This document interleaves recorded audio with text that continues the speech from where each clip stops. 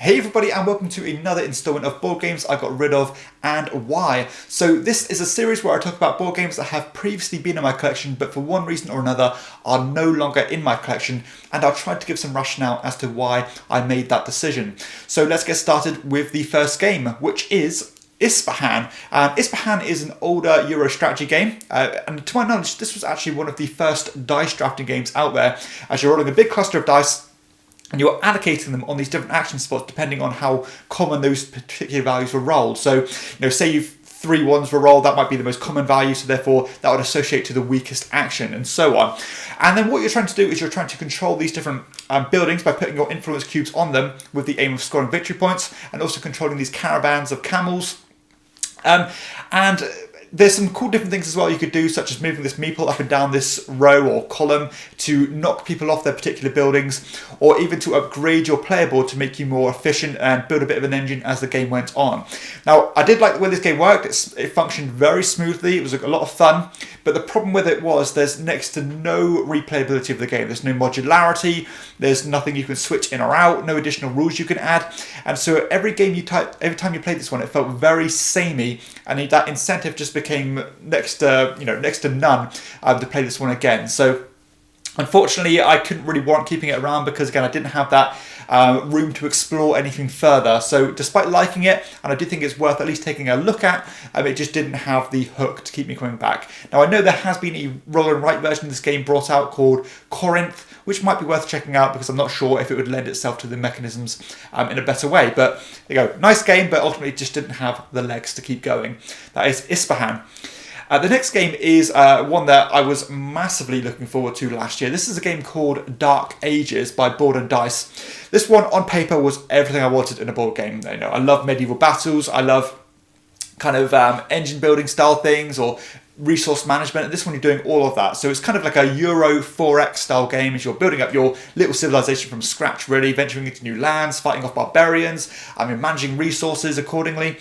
The thing that was wrong with this game was that it was too slow to get going. It was such a churn and a slog to start gathering resources and to get this kind of like a flow of resources going so you can keep doing new things. So it felt like a lot of work for little payoff. And it just made the game feel long, it made it feel drawn out, and it was a shame because, again, on paper, this one looked great.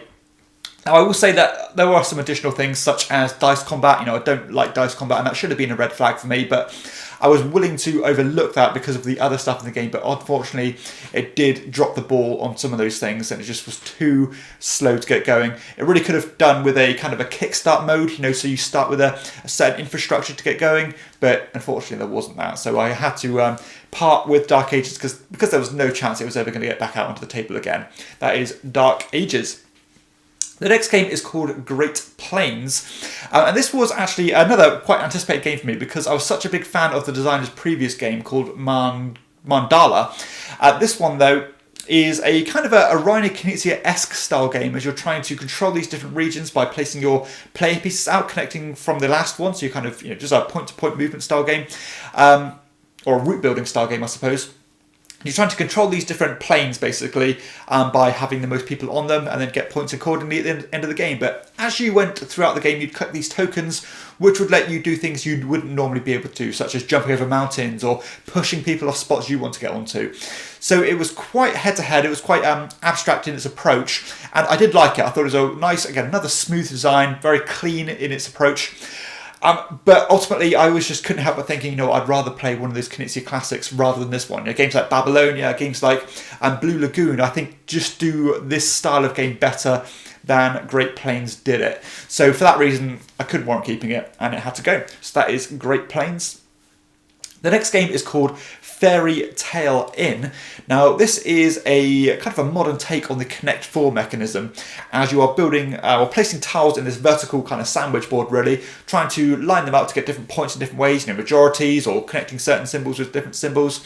And this was by quite a reputable designer as well, called Paolo Mori, who's done loads of great games. This one, for me, I wanted to like more than I did because it was nice to see, bringing that older game into the modern age. But for me, it was just a bit too simplistic. All the scoring wasn't interesting enough. It just felt a bit too bog standard and just no real kind of nothing innovative or anything like that, which was a shame because, again, I would like to see that system used in a modern game, but this one wasn't the one to achieve that. And I think, to be honest, it was probably more tailored towards a younger audience, children, etc., and not for, more experienced gamers. And for that reason, I wasn't going to keep it. So that is Fairy Tale Inn. The next game is Tiny Epic Pirates, which of course is part of the Tiny Epic series. This one is a bit of a mishmash of mechanisms, to be honest. It had a kind of a Mancala rondelle, it had pick up and deliver, it had lots of different things going on. And for me, I don't really think it pulled off the kind of meshing of the mechanisms to a high standard. It felt like borrowing a bit from lots of different games with nothing new, nothing innovative, nothing exciting, and it just felt like a bunch of different games mashed together in a pirate-themed game. And while that's fine for a lot of people, I think people probably could enjoy this one. Once you've played so many games, it just feels like a copy and paste style game, nothing new, nothing fresh, and those kind of games are just a bit of a grey area for me. I'm not really interested in them. And it had some nice production, maybe a little bit too fiddly and a bit too small, which I suppose is part of the gimmick, but it was okay at best, just nothing exciting, as I said. So that is Tiny Epic Pirates. The next game is Odins Ravens, which is a pretty light game where you're trying to race these two ravens. It's a two-player game. One person's the black raven, one's the white raven, and you're trying to get them back to the starting point by travelling up and down these cards, by matching these terrain types with cards you have in your hand. But it has some cool manipulation of the board, as you could play these low-key cards, which will kind of flip cards around or slide them to make your pathway more efficient and even make obstacles for your opponent. So it did have this really cool tense racing system, and I would happily play this one again. And this was really used as a kind of a gateway to introduce my girlfriend into games. She really did like this one, and we used to play this one quite a lot on holiday. And this was actually a game she picked up herself. She does have a copy, so I do have the option to play this one with her. And I didn't really see the opportunity or the need to keep this in my collection when she has it herself. And additionally, if I'm going to play a two-player game, I'm probably going to play something a bit more advanced and a bit more complex. But a nice game, one that I'd still recommend for people just getting into the hobby. That is Odins Ravens. The next game is Okiya by Bruno Cathala. Now this is another two-player abstract style game that almost uses the Connect 4 system as well, as you're trying to build these rows or columns of 4 geisha girls, or even create a square of them by claiming these tiles with these different symbols on them.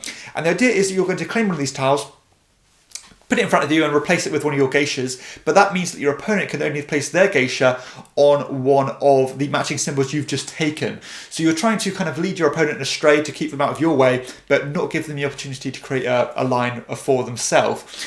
So it had a good degree of strategy here because you could plan several turns ahead and all the information was available to you. And I did appreciate the design. I think it was very, very clean, very easy to understand. But for me, personally, these kind of abstract style games, I don't tend to take a lot of enjoyment from them. So despite appreciating them, I don't tend to find them fun. And I think this is probably the perfect example of that. It just felt a bit too, just a bit too dry. That's coming from me. Just not going on and just a bit too head-to-headish. So yeah, for that reason, I didn't really see keeping it around, despite enjoying the game. I would say, if you like abstracts, this is one to definitely take a look at, because it's very cheap, nice production, looks good, and the gameplay is solid, but just one that wasn't for my personal tastes. And I can quite comfortably differentiate my taste from a good game, and I think this is a good game, but just one that's not for me. That is Okiya. The next game is a game called Blueprints, which is a kind of a dice manipulation style game, as you're trying to make these formations of dice and pips and shapes. This one, for me, was just dead in the water once Sagrada came out. It was not as good as Sagrada in any degree, shape or form.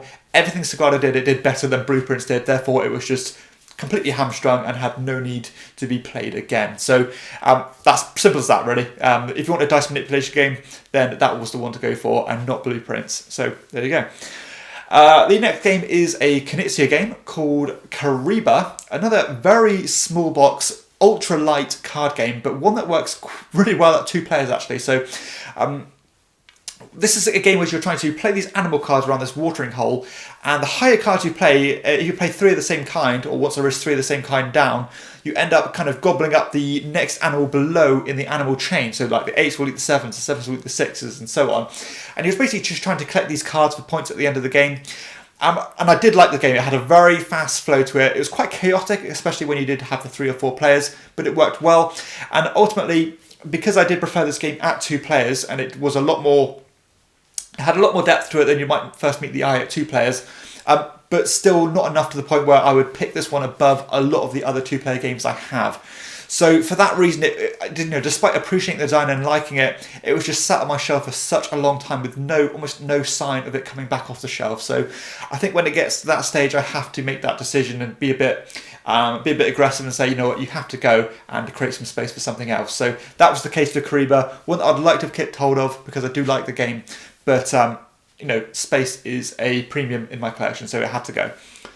And the final game I'm going to talk about is one called Island Siege. This one, I only played this game once, so forgive me if my memory is a bit foggy on this one.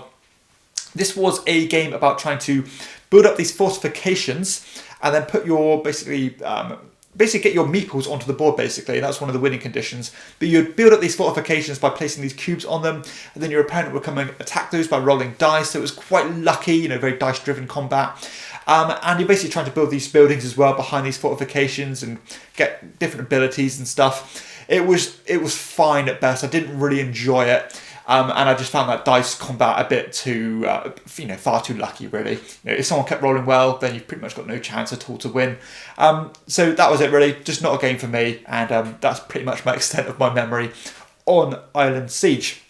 So there we go, that's another 10 games that left my collection. Hopefully these videos are useful to you, and I've got a big library of these now, so if you want to check out all the previous videos, then please do so, because they are timeless and they're not going to date at all. And if you want to know more about games that left my collection, then check these videos out. But for everyone else, please be sure to subscribe to the channel, hit like, leave a comment if you have anything to say about these games. And for everyone else, I'll see you next time on Chairman of the Board. Bye now.